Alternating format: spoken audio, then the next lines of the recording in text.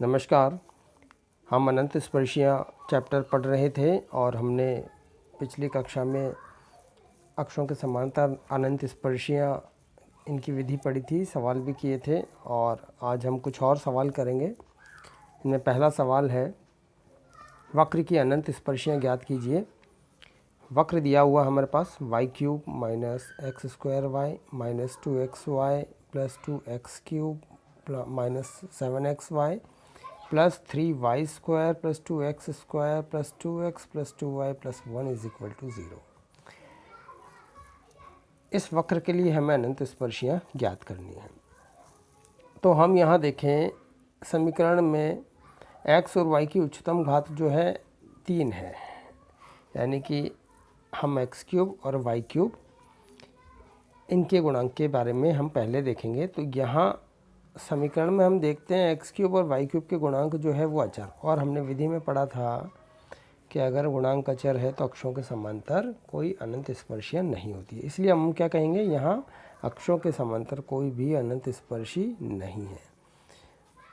तो अब हमें अनंत स्पर्शियाँ जो है अक्षों के समांतर तो नहीं है, इसका मतलब तिर्यक अनंत स्पर्शियाँ, वो हम ज्ञात करेंगे।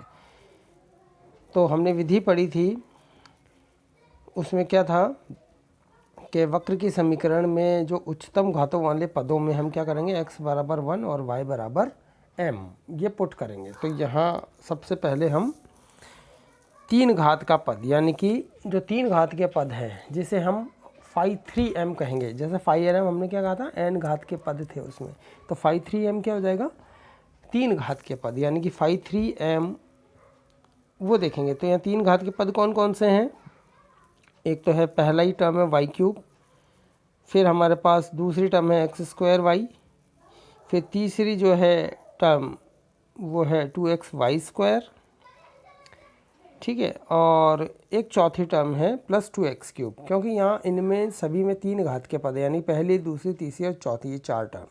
तो phi 3m में क्या आएगा, ये चारों टर्म आएगी, लेकिन इन चारों टर्म में हम x बराबर 1 और y बराबर m पुट करेंगे। तो y³ यानी कि हो गया m³, फिर माइनस x की जगह 1 रखा, y बराबर m रखा, तो ये हो गया माइनस m। फिर तीसरी टर्म में हमने 2xy² में 2 तो एज इट इज़ रहेगा, x बराबर 1 y बराबर m, तो इसका मतलब 2m² माइनस का, और लास्ट चौथी टर्म में 2 और x की जगह 1 रखने पर तो वो 1 ही रहेगा, इसका मतलब 2। तो इस तरह से phi 3m हमने निकाला। ये समीकरण नंबर 1 हो गई। इसी प्रकार phi 2m जिसमें कि 2 घात के पद है, तो वो कौन कौन से हैं हमारे पास, एक तो माइनस का 7xy plus 3y² plus 2x², इनमें हम x बराबर 1 y बराबर m रखेंगे। तो हमारे पास आ जाएगा यहाँ पर प्लस 3m² माइनस 1 और प्लस माइनस का 4m, और सॉरी माइनस का 7m प्लस 3m² और प्लस का 2, ये वाली 3 टर्म है ना हमारे पास, तो ये हमारे पास इस तरह से आ गई। इसी तरह से ये दोनों हमने निकाल लिया। अब हम क्या करेंगे, phi 3m, यानी कि जो phi 3m समीकरण नंबर 1 से हमने निकाला ना, इसका हम डिफ्रेंशिएशन करेंगे। डिफ्रेंशिएशन सबको आता है, तो यहाँ आ जाएगा 3m² माइनस 1 माइनस 4m। ये समीकरण 1 2 3 हमने इसे कह दिया। अब हमने जैसा कि विधि में पढ़ा था, phi nm is equal to 0 करेंगे। n क्या थी, उच्चतम घात 3, या उच्चतम घात 3 है, इसलिए phi 3m is equal to 0 करेंगे। phi 3m हमें पता है ये है, इसको 0 के बराबर करने पर हमारे पास ये हमने गुणनखंड इसके किए, और यहाँ पर हमें m के इससे 3 मान प्राप्त हो गए। phi 3m is equal to 0, इसका मतलब 3 घात के पद हैं इसमें, और m के 3 मान प्राप्त होंगे, और वो तीनों मान आ गए 1 माइनस 1 और 2। अब यहाँ तीनों मान अलग अलग है, ये जब भी आप निकालें तो इसे देखें कि m के कोई 2 मान समान है या नहीं, या सभी अलग अलग है, या तीनों मान समान है, ठीक है, कोई काल्पनिक है या नहीं। तो यहाँ तीनों मान अलग अलग है और वास्तविक है। तो अब हम आगे देखते हैं इनके संगत। हमने c का एक जो विधि पढ़ी थी, थ्योरी पढ़ी थी, उसमें हमने देखा था c का मान minus phi 2m upon phi 3m। यहाँ phi 3m हमने क्यों निकाला था, इसका रीज़न ये है क्योंकि c के मान में इसकी ज़रूरत पड़ेगी यहाँ, इसलिए हमने phi 3m निकाला था इससे पिछली स्लाइड में। तो यहाँ अब phi 2m का मान हमने रख दिया फाई थ्री डैश एम का मान हमने रख दिया। अब m के प्रत्येक मान को हम रखेंगे और उनके करस्पॉन्डिंग c की वैल्यू हम निकालते जाएंगे। तो m इज इक्वल टू जब हम 1 रखते हैं तो हमारे पास c का मान -1 प्राप्त होगा। यह कैलकुलेशन आप करके देख सकते हैं।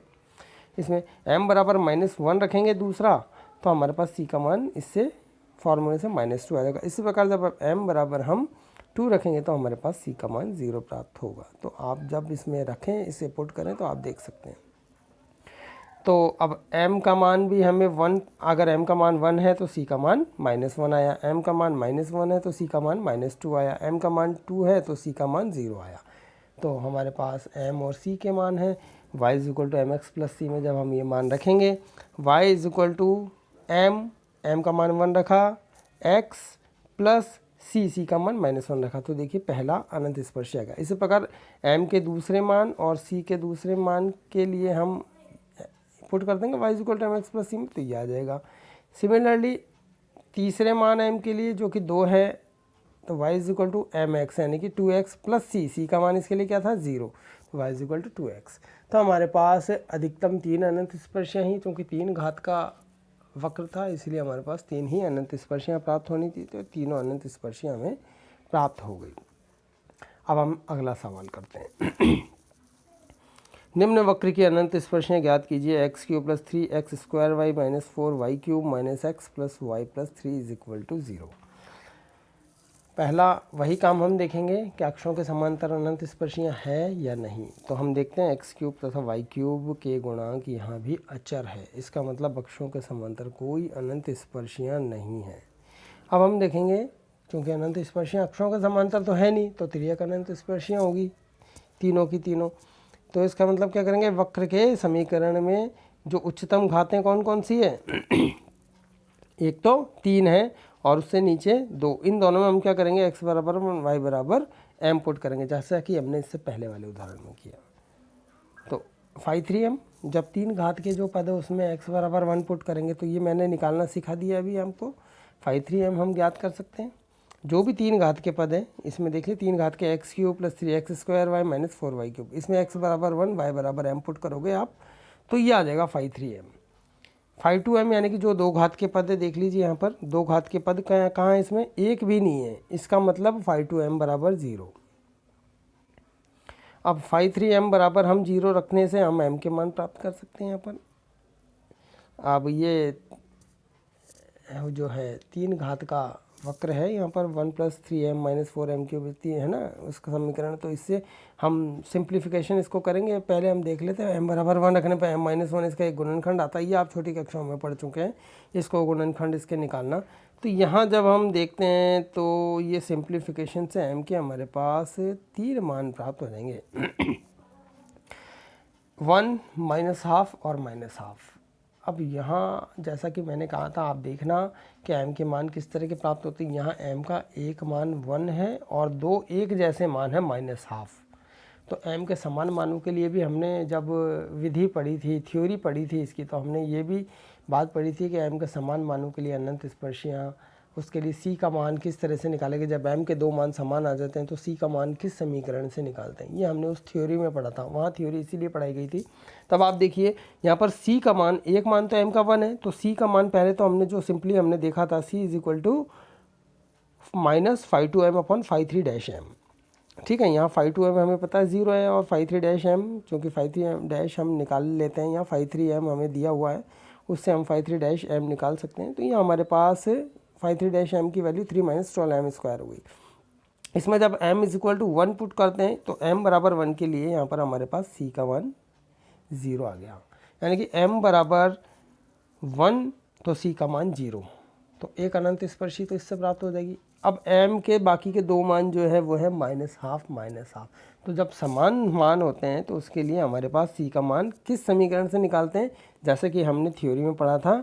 हम देखते हैं m के 2 मान समान है तो इनके संगत अनंत c का मान इस समीकरण से प्राप्त होगा। ये मैंने थ्योरी में बता दी थी ये समीकरण, आप उसमें वापस उस लेक्चर को रिपीट करके देख लेना। 1 upon factorial 2 c square phi 3 double dash m plus c phi 2 dash m plus phi 1 m is equal to 0। तो यहाँ पर हम सभी मान रख देंगे। देखिए इनमें phi 3 dash sorry phi 3 double dash M, phi 2 dash M और फाई 1 एम, इनकी ज़रूरत पड़ेगी। तो यहाँ हम निकाल चुके हैं मान फाई 1 एम, यानी कि जिसमें एक घात के पद है, तो एक घात के पद तो यहाँ ये आप देख लीजिए समीकरण में